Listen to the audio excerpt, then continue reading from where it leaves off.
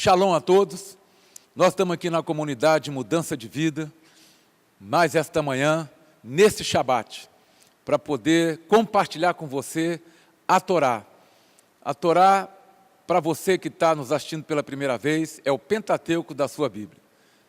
Nós recomendamos a todos aqui que você possa adquirir uma Torá. Uma Torá está ali, quem está aqui, pode falar com o pastor Guto ali, ele faz um pedido para você. E nós recomendamos você, aqui dessa comunidade ou fora, adquirir conosco esse livro. Nós temos ali alguns exemplares ainda, que fala aqui, a Torá, escrita pelo Rabino Marcelo Guimarães, nosso professor, nosso mentor, e te explica de maneira para te ajudar, porque nós vamos aqui elencar alguns versículos, mas é preciso você se aprofundar. Hoje, a nossa paraxá, a porção da Bíblia, está em Gênesis 6. Eu te convido aí na tua casa, abrir tua Bíblia e nos acompanhar. Abre tua Bíblia, Gênesis 6, versículo 9. Deus, quando fala em gerações, Ele fala a antiga, a que foi, a que é que nós vivemos e a dos nossos filhos que são futuras. Em cada geração há um tipo de pessoa que se destaca. Deus criou o mundo de tal maneira que tudo estava pronto e aí Ele cria o homem depois de ter criado todas as coisas. E ali Ele entrega de bandeja. Olha o nível de confiança de Deus. Ele cria todas as coisas e diz para o homem, olha, toma, domine sobre todas essas coisas. Eu te dou as aves do céu, eu te dou toda a erva do campo, isso te é por um tapete verde. Você pode passear, comer, se alimentar. Eu te dou aí, no rio, os animais que estão na água, os animais que estão na terra. Você vai dominar sobre tudo. E de toda a erva do campo, você vai se alimentar. Mas o homem desobedeceu a Deus, tirou o foco de Deus, e muitos hoje de nós também perdemos o foco. Porque o mundo nos atrai, sim ou não? E nessa parte de Noé, nós vamos ver mais tarde, foi quando Deus, depois do dilúvio, permite ao homem comer carne. Somente nessa geração. Amém? Ele dá ao homem, falou, agora você pode se alimentar, desde que do sangue você não coma. Estou elencando para você poder entender conosco o propósito de Deus para a tua vida. E eu quero dizer algo para você, antes de entrar na paraxá. Deus, quando olhou para Davi, lá, vocês todos aqui conhecem a história de Davi, ele leva o profeta Samuel, profeta e juiz, Davi entra na sala com 13 anos de idade, aproximadamente, e ele diz para Samuel, está vendo esse garoto? Ele vai ser o homem que vai libertar Israel. Com certeza Samuel falou, bom, Deus não está bom da cabeça hoje. Como pode um guri virar homem, de repente? E aí Deus complementa, e ele, que é um pastor das ovelhas do pai dele, aqui é linguagem minha, será rei. O que nós aprendemos aqui? Quando Deus te viu, quando você teve o primeiro contato com Ele, Ele já vê você lá na frente. Como que você vai entrar no propósito de Deus? Orando? Não, a oração é um relacionamento. Tendo fé? Não, porque a fé agrada a Deus. Conhecendo a Torá. Através da Torá você vai entender o que é justo, o que é íntegro, como fazer, como se guiar e como proceder. Amém? E eu quero reforçar, Deus já te viu há muito tempo e você talvez não saiba ainda o que Ele tem para você. Vamos ler aqui? Gênesis 6, versículo 9.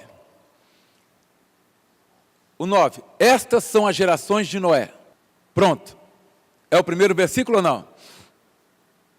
Não é isso? Agora, olha que impressionante. É uma frase com ponto. Sim ou não? Não está aí? E vamos ler o restante? Noé era homem justo e íntegro em suas gerações. Noé andava com Deus. Amém? Presta atenção. Como que começa aqui o versículo? Estas são as gerações de Noé. Não seria lógico já imediatamente dizer quem era a geração dele? Mas Deus tem algo tremendo aqui. E Ele quer que nós possamos ter esse testemunho dele. Quando Ele diz, Noé era homem justo e íntegro, isso, na Bíblia, segundo os sábios, quando Deus paralisava uma frase para falar de alguém, como diz, Abraão era um homem justo. Não está lá? Ele está elogiando esta pessoa. É um elogio de Deus a Noé. Mas ele era justo aonde? Na geração em que ele vivia. Provavelmente, Abraão, se vivesse aqui, poderia não ser considerado justo nesta época, mas seria considerado íntegro também. Amém? Há uma diferença entre justo e íntegro. Hoje, nós somos justificados, com toda a vida que nós temos, pelo sangue do Cordeiro.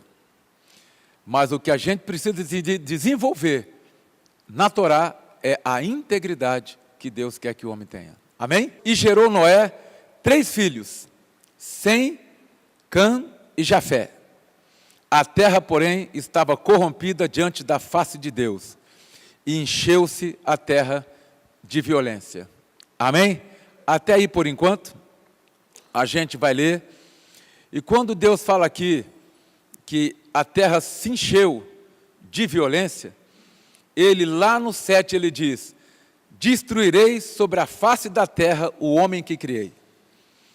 Tanto o homem como o animal, os répteis e as aves do céu, pois me arrependo de os haver feito.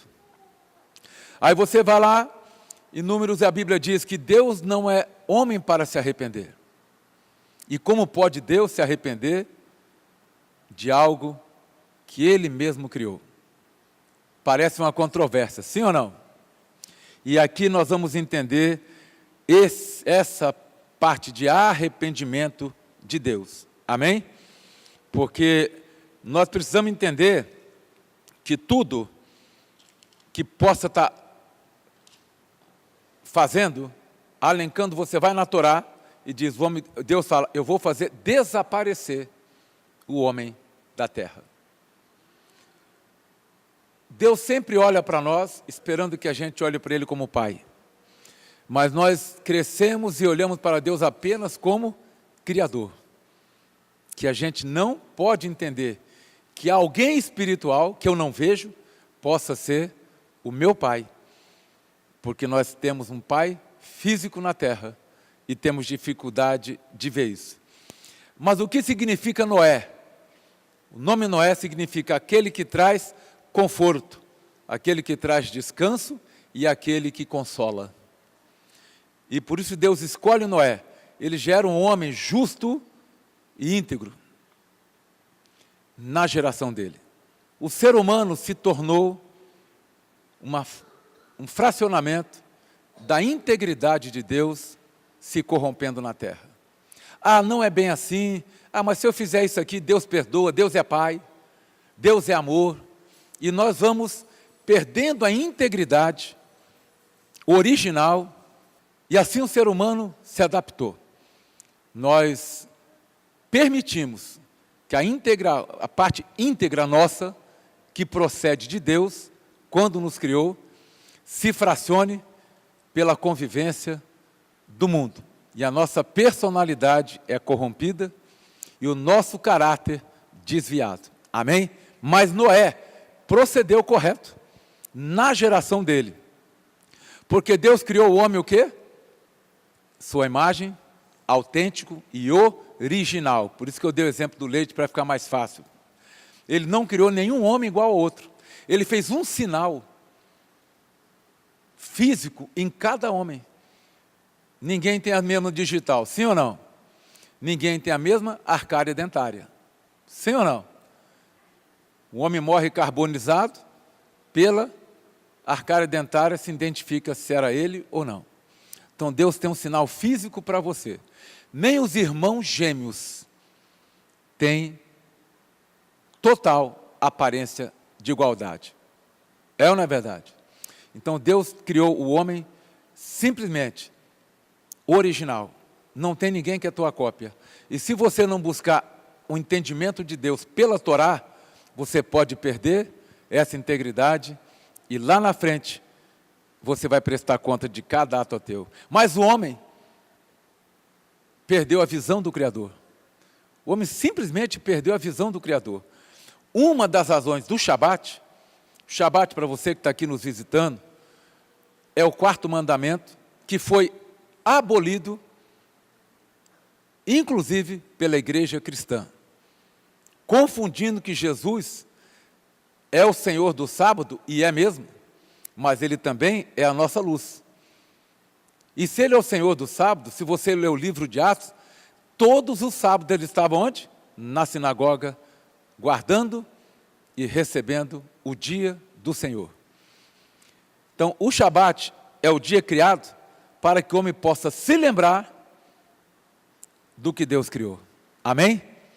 Porque é o único dia de todos os dias que Deus abençoou e santificou para que a gente pudesse ter. E no Shabat, você recebe as bênçãos do Senhor. Eu estou dizendo isso, gente, porque durante todo o tempo da minha conversão, são 18 anos, acredito que faz 19 esse ano, meu filho vai fazer as contas melhor que eu aí, nós aprendemos na teologia natural, e eu tenho 3 cursos teológicos, não estou falando isso aqui para ser exaltado, para dizer o quanto que a gente buscou conhecimento, e nenhum deles falava do quarto mandamento. Quando nós entramos no CATES, lá em Belo Horizonte, para entender a visão messiânica, judaica, não somos judeus, não praticamos judaísmo, temos uma visão do Messias. Nós percebemos que não guardávamos os mandamentos do Senhor. E saímos da promessa de Deuteronômio 30. Aquele que guarda os meus mandamentos, minhas ordenanças, meus preceitos e minhas instruções, em tudo o que fizer, prosperará. Quando nós guardamos isso, a prosperidade de Deus entrou na nossa vida. E aqui, eu fico alegre de ter hoje esse público aqui, muitas pessoas não entendendo, evadiram daqui e estão retornando. Porque a palavra de Deus sendo pura, e vai ser na tua vida, você pode ter certeza que não tem. Amém? Então o Shabat é para lembrar. Amém? O meu filho que tem 16 anos, ele é novo, vê a gente fazer, e ele me pergunta, pai, o meu amigo perguntou, como é que guarda o sábado? Eu falei, filho, a gente não guarda o que é de Deus.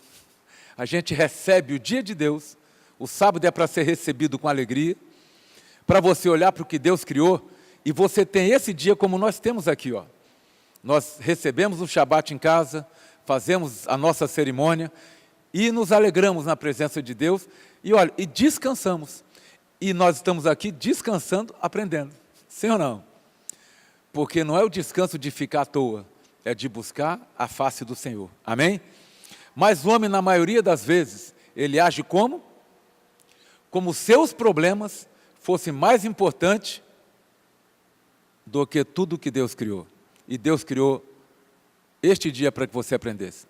Mas os homens lá fora, mas eu não posso, eu tenho problema. O homem está colocando os problemas pessoais deles, ocasionais, temporais, momentâneos, acima do que Deus criou. Amém? Mas vamos lá no versículo 7. O Eterno diz, farei desaparecer o homem que criei da face da terra, desde o homem até o animal, o réptil e a ave dos céus. E o 8 diz, mas subitamente, isso aqui é importante, um raio de luz, Noé achou graça aos olhos de Deus. Amém? Deus, quando cirou, ele falou, vou destruir tudo. Ele parou, como num raio de luz, e olhou para Noé e falou, não, este homem tem algo que eu preciso olhar melhor.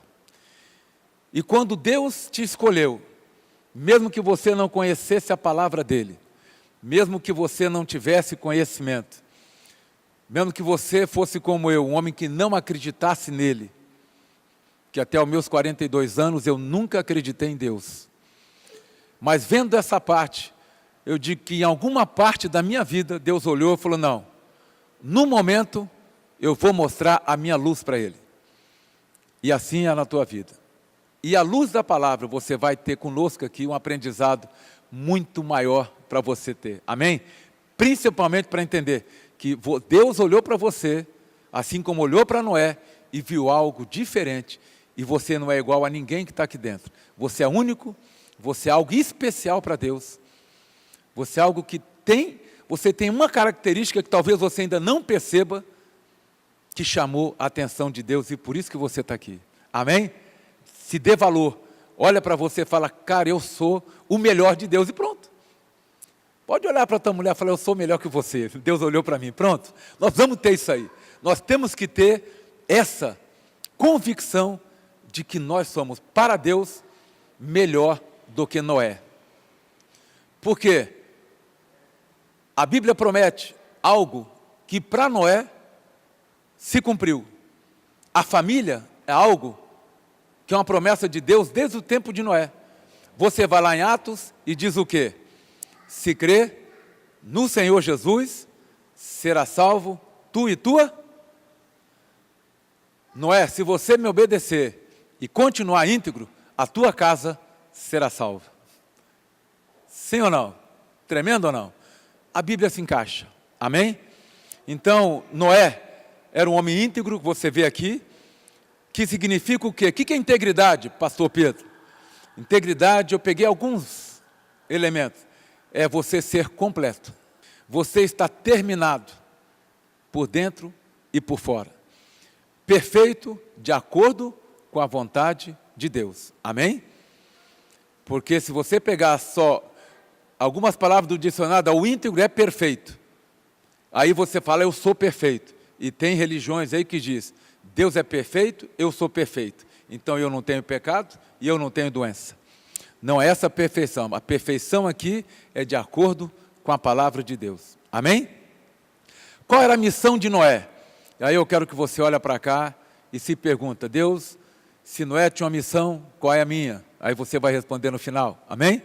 Muitos de nós perguntamos, qual o meu, como é que falam? Qual o meu propósito? Qual a minha missão? O que Deus tem para mim? O que tinha para Noé. Exatamente isso aqui. A missão de Noé era transformar um mundo de sofrimento naquela época. Gente, vocês estão vendo aí toda essa brincadeira aí, essa confusão de ideologia de gênero, homem com homem, mulher com mulher, matança. O camarada entra numa casa, mata, sem mais nem menos. Você vê aí pai contra filho, filho contra mãe, mulher matando, esquartejando o marido, e outras coisas. Nós estamos vendo isso nesse dia ou não? Na época de Noé, já existia isso. Já existia totalmente isso. Na época de Abraão, existiu isso. Em Sodoma, entre os anjos de Deus na casa de Ló, e o que os homens falavam? Olha, deixa esses homens saírem, porque nós queremos ter relações com ele. E Ló, sabendo que eram anjos da parte de Deus, diz, não os toque, porque esses são enviados do Eterno. Mas se vocês insistirem, eu dou minhas filhas a vocês, virgens, e não conheceram homem, para que vocês façam o que quiserem, mas neles não tocarei. Olha que coisa tremenda. E por causa dessa atitude, Ló, que vivia no mundo corrompido, pervertido, foi salvo. Apenas a mulher dele não foi salva. E muitos de nós, e hoje eu quero aqui pegar essa parte para você, muitos de nós perdemos a bênção que Deus promete, as promessas de Deus, porque fazemos como a mulher de Ló. Perdemos muito, viemos para o Evangelho, mas naquele momento crucial, eu olho para trás e digo, mas eu vou ter que deixar tudo isso para seguir o meu marido e obedecer a Deus, e ela ali se transforma, segundo a Bíblia, em estátua de sal. E Ló só consegue salvar quem não olha para trás, as duas filhas. Amém?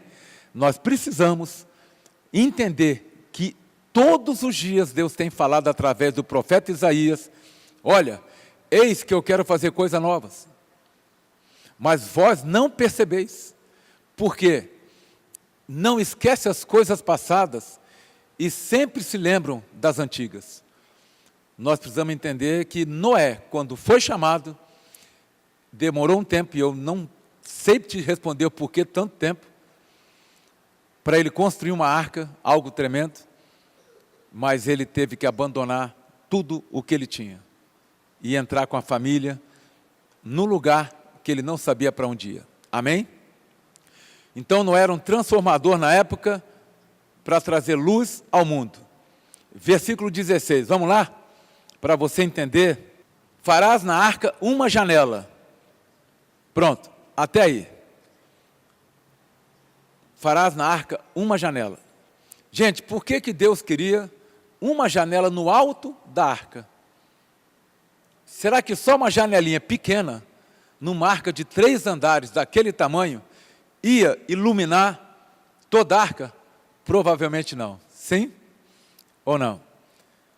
Deus é tão zeloso que Ele diz, olha, você e teus filhos ficarão de um lado, tua mulher e tua nora de outro lado. Vocês não vão poder ter contato durante todo esse tempo. Mas a janela era um ponto de luz. Deus nunca vai fazer algo na vida, porque a primeira coisa que Ele criou quando a terra era sem forma e vazia foi o quê? Haja luz. E o que Ele pediu para Noé colocar no alto da arca? Uma janela, para que a luz pudesse permanecer lá. Amém? A luz pudesse permanecer. E, através disso e de Noé, o mundo tem uma nova aliança. Quem já viu o arco-íris aí? Né? As crianças não sabem. Mas diz que quando parou o dilúvio, Deus colocou o arco-íris e disse, esse é o sinal que eu jamais vou destruir o homem com dilúvio. Então você só vai morrer afogado se cair no rio e não souber nadar. Então é melhor que não caia. Né? Fica na beiradinha, fica lá na praia, molha só a canela. Porque afogado, chover muito, você não vai. Amém? Nós temos que ter isso. E se você ver mais na frente, nós vamos estar indo 10 gerações para lá, 10 gerações, né, para que Abraão faça uma nova aliança com Deus. Foi preciso mais 10 gerações, porque o homem se corrompeu também, e o homem normalmente ele esquece da promessa e da aliança que ele faz com Deus também. E aí nós vamos ver o que marca com Abraão a origem do povo judeu, ali escolhido para uma tarefa especial para todo o povo, povos da terra. E nós temos essa tarefa hoje. Amém? Vamos passar para o capítulo 7, versículo 1. Disse o Senhor a Noé, entra tu e toda a tua casa na arca, porque tenho visto que é justo diante de mim nesta geração. Amém? É algo tremendo, sim ou não? Deus olha para um homem e Ele olha para você hoje, meu irmão, minha irmã que estão aqui. Pastor, mas será que eu sou justo? Eu quero te falar, se você já recebeu o Messias, Yeshua, saber Jesus Cristo na tua vida, você já é justificado pelo sangue dele. Mas Deus ainda busca a tua atitude, a tua obediência e a tua integridade. Amém? Então Noé entra na arca e com ele seus filhos, sua mulher e as mulheres do seu filho, porque o dilúvio ia começar. Amém? Eu quero falar um pouquinho sobre o dilúvio para você pegar conosco aqui. Passou, se você ler lá, passaram 7 dias, né, antes de que ele pudesse entrar ali na arca. Se passaram 7 dias. Por quê? Choveu na terra, dia e noite, 40 dias. 7 é o número perfeito de Deus, que é o tempo em que Ele criou e descansou. 40 dias representa, na Bíblia, o tempo de provação. Amém? Tempo de provação. Para os que creem no arrebatamento, estava dizendo no começo, no final da grande tribulação, esta passagem é a melhor pista para você. Então, até sublinha aí se você quiser, lá para o arrebatamento. Esta passagem é uma pista para quem crê no arrebatamento no final da grande tribulação. 50% do livro de Apocalipse são repetições da Torá. E esse versículo de Noé, aqui de Gênesis 7, é um dos versículos chaves para você entender. Todo esse capítulo, você entrar na arca, e depois você estuda e vai no Apocalipse, você vai ver como é isso aqui. Depois de tudo isso aí, 40 dias de chuva, 40 dias de tudo, e é interessante, gente, que Noé, olha que coisa interessante como Deus, ele faz as coisas loucas para confundir a sábia. Para a chuva, Noé ainda permanece quantos dias na arca? 7 dias. E aí ele solta um corvo. O corvo, e aí existe aí uma discussão dos rabinos da época, voa e volta. E o corvo não é fiel a nada, porque a função do corvo na Bíblia é trazer carne e pão para o profeta Elias.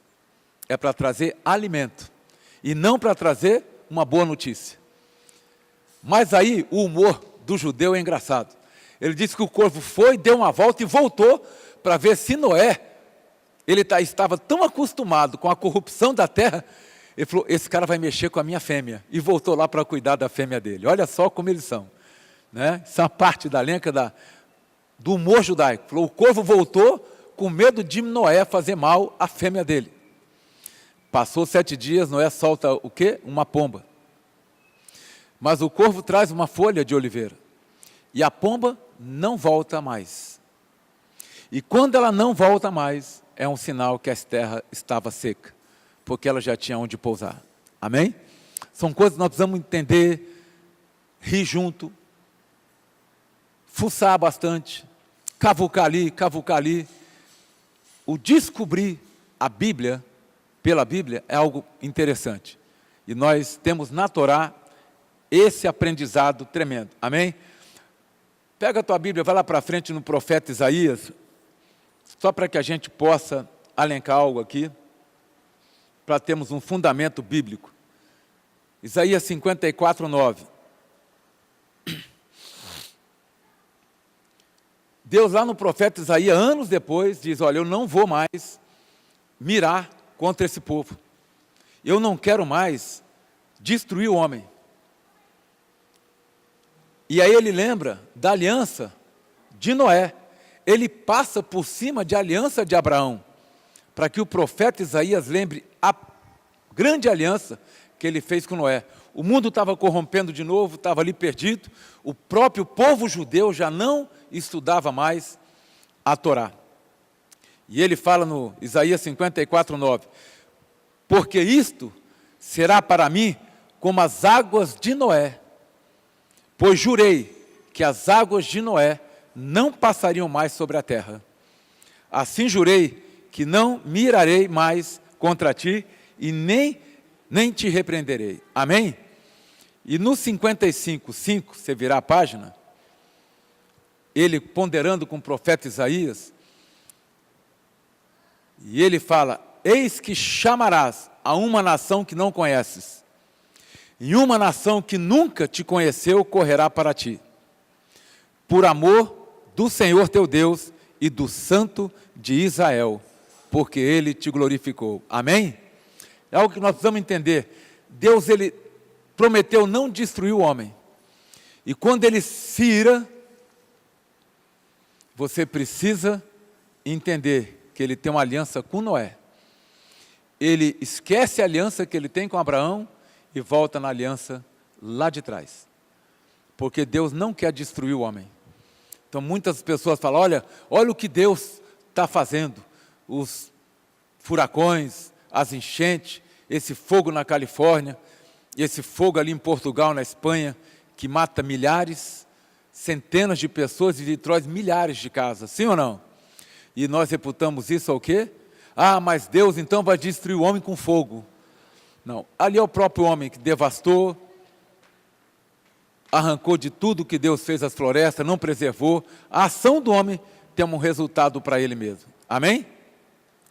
E aqui no profeta Isaías nós precisamos entender, e eu quero ir lá para você, lá em Hebreus 11:7. Vamos passear um pouco pela Bíblia, lá no final, 11:7. Deus tem, eu vou dar um recado aqui, interessante, porque eu acho isso aqui fundamental,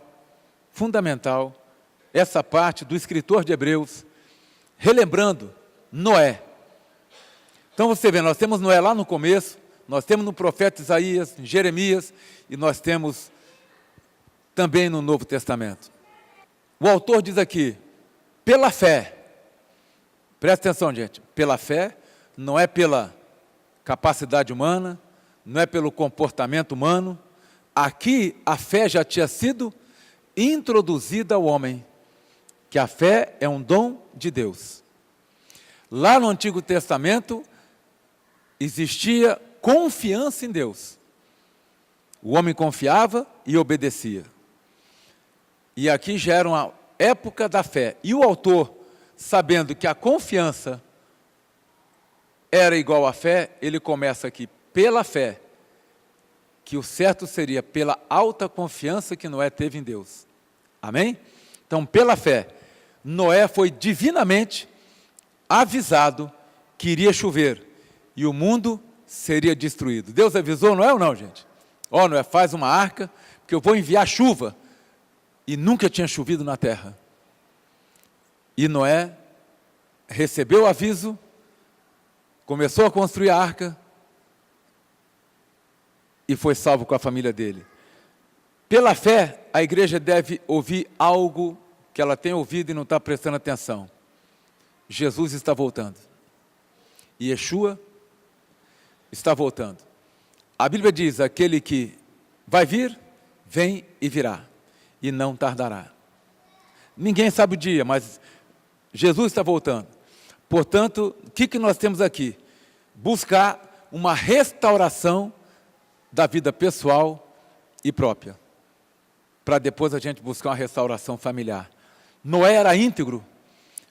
Interessante que Deus não fala que os filhos de Noé eram íntegros.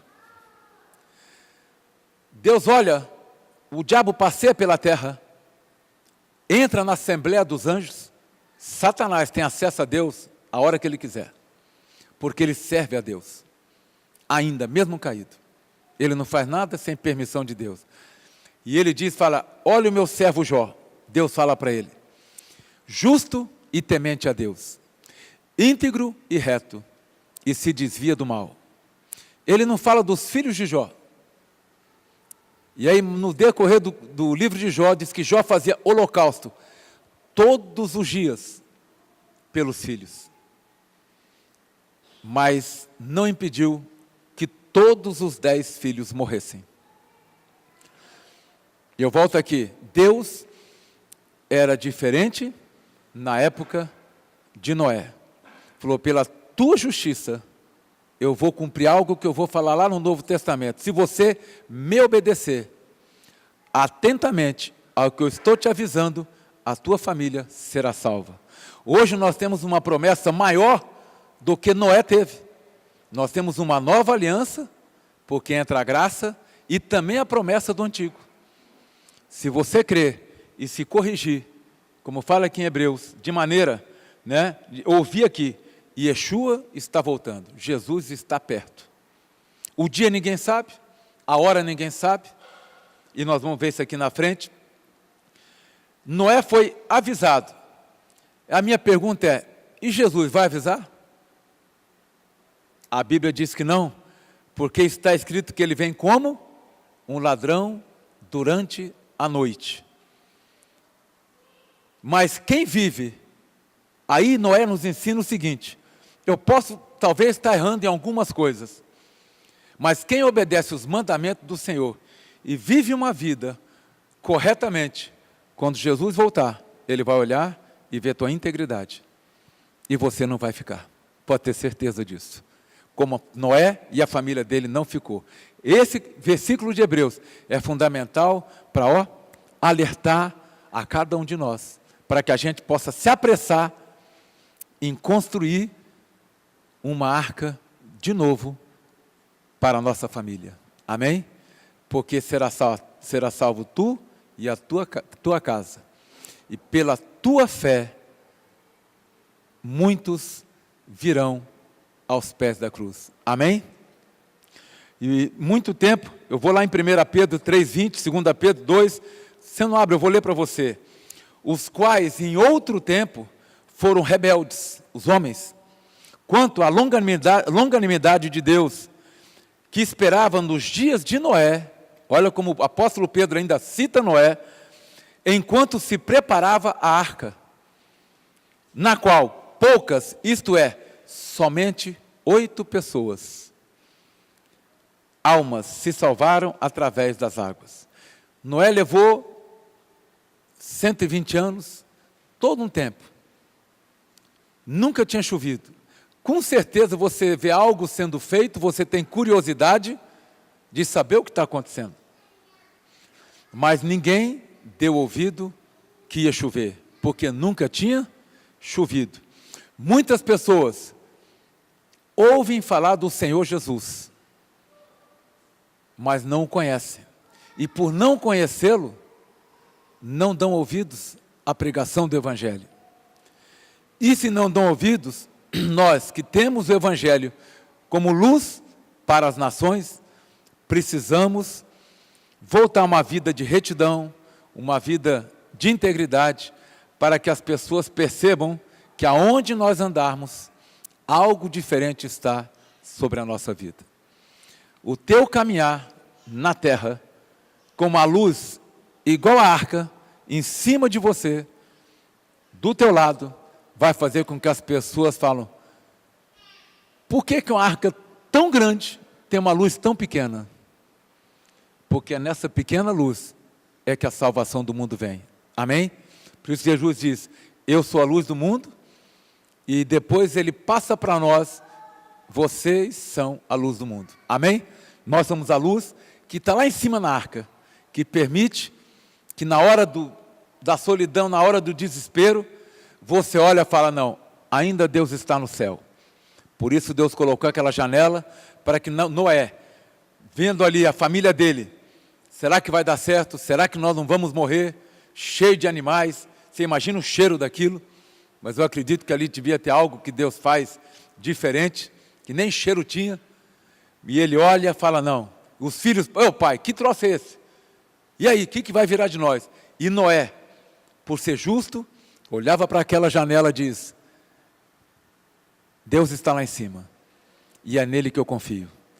E não importa a tribulação que você está passando, não importa, talvez tua vida esteja aí numa tormenta, meu irmão, minha irmã, porque nós temos momentos de dificuldade, nós temos momentos de tormento na nossa vida, nós temos avalanches, nós temos terremotos, nós temos circunstâncias maiores do que a nossa crença, que abalam a nossa fé permanentemente. Mas é nessa hora que você tem que olhar para cima e, como o salmista diz, lá do monte é que vem meu socorro. É lá de cima que vai vir o teu socorro. E nós temos que lembrar dessa aliança com Noé. Você não vai ser destruído. Você não vai ser destruído nesta geração. Porque se a palavra de Deus diz aqui, e eu quero te dizer uma coisa: pastor, como que vai ser a hora? Eu não sei te dizer, porque nem Mateus sabia dizer. Mateus 24, 36. Abre aí para a gente ler e você gravar isso. Noé começou a construir a arca. Ele não sabia quanto tempo, ele não sabia quantos dias. Sabe por quê, gente? Naquela época não existia tempo. Nós criamos o tempo. Eu estive falando esses dias, nós criamos semanas, hora de trabalho, mês, ano, dia para isso, dia de aniversário, dia disso. Deus criou só as festas dele. E nós começamos a criar o tempo. Eu vou dormir 4 horas, mas cuidado, porque o ser humano tem que dormir de 6 a 8 horas, e você é confundido pelo tempo que o ser humano criou. E nós entramos no tempo do homem e esquecemos do tempo de Deus. E o tempo de Deus não é previsível por ninguém. Mateus 24, 36, diz aqui: daquele dia e hora, porém, ninguém sabe, nem os anjos do céu, nem o Filho, senão o Pai. Pois como na época de Noé, assim também será a vinda do homem.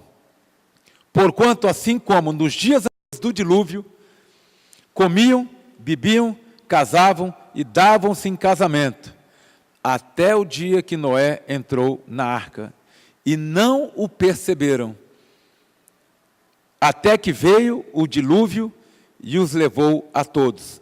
Assim também será a vinda do Filho do Homem. Amém? Até aí. Amém? Assim será, deixa aberto aí, a vinda do Senhor Yeshua. Quando Jesus voltar, muitos vão estar na mesma vida que estavam na época de Noé. Muitos. E não vão perceber este tempo. Que pela misericórdia do Senhor, nosso Deus, a igreja possa estar acordada nesta hora. E ela só vai estar acordada, meu irmão, se nós perseverarmos nesta sã doutrina de estarmos alerta e alertando as pessoas como um farol é um sinal para um navio perdido no oceano. Esse dia ninguém sabe. E muitos, até mesmo dentro da igreja, estarão despercebidos. E aí o versículo continua como?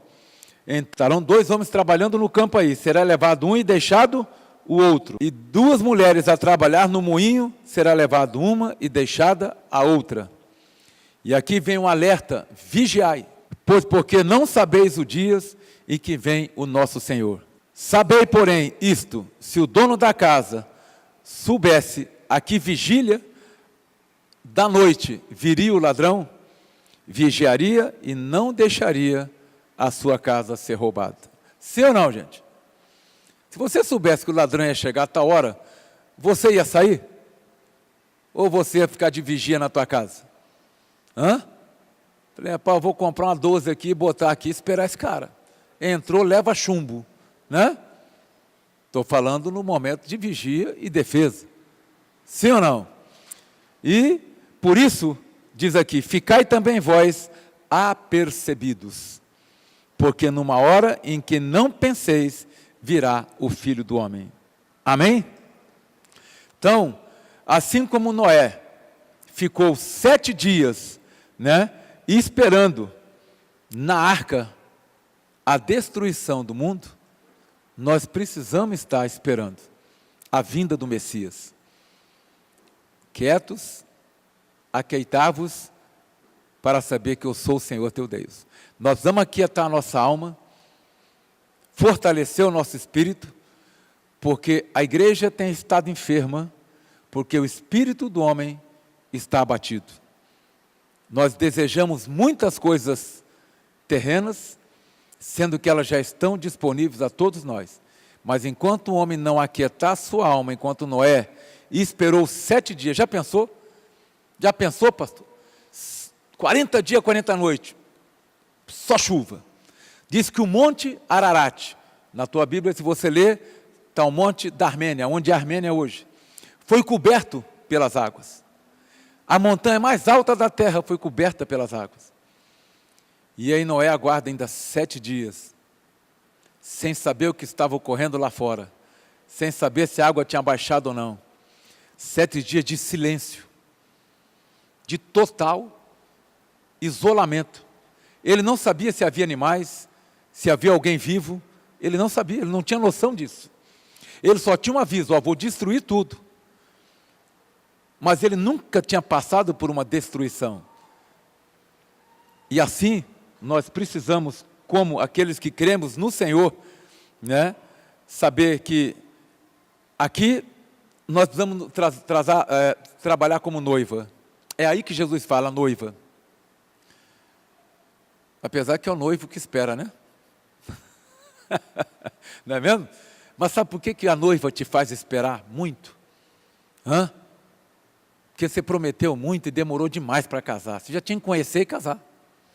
O camarada conhece a moça e enrola 3, 4, 5, 8, 10 anos.